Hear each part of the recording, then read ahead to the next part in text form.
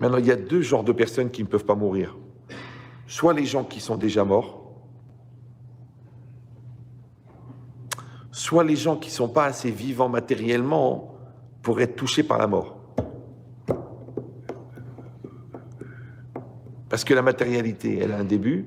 Tout ce qui a un début a une fin. Adam Arishon, il a fauté par la matérialité. La matérialité, comme elle a une fin, elle a donné la dimension fin à Adam Arishon.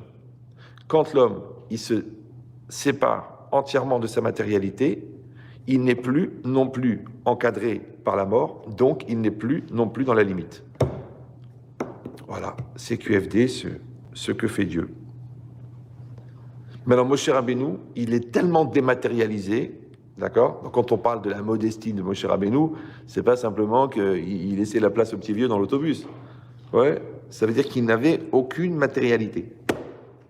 Comme je vous avais expliqué à l'époque, que le Maharal, il dit que l'ombre de Moshe Rabbeinu était plus concrète que son corps.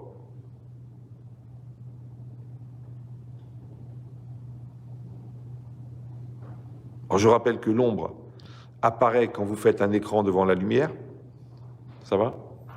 Et que la lumière, c'est la seule matière qui n'a pas de masse. Donc si déjà la matière, si déjà la lumière, elle n'a pas de masse, et qu'on fait un écran devant quelque chose qui n'a pas de masse, et que ça produit de l'ombre, donc l'ombre, elle a encore moins de masse que la lumière. Et le corps de Moshe était plus immatériel que son ombre.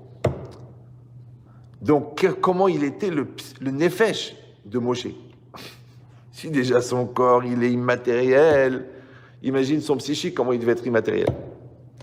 Donc, on peut dire que Moshe Rabbeinu, c'était carrément une neshama, sans l'écran du corps et sans l'écran du psychique. Donc, ça veut dire qu'il n'y avait rien de combustible. Donc, il ne pouvait pas mourir. C'est pour ça qu'il a survécu.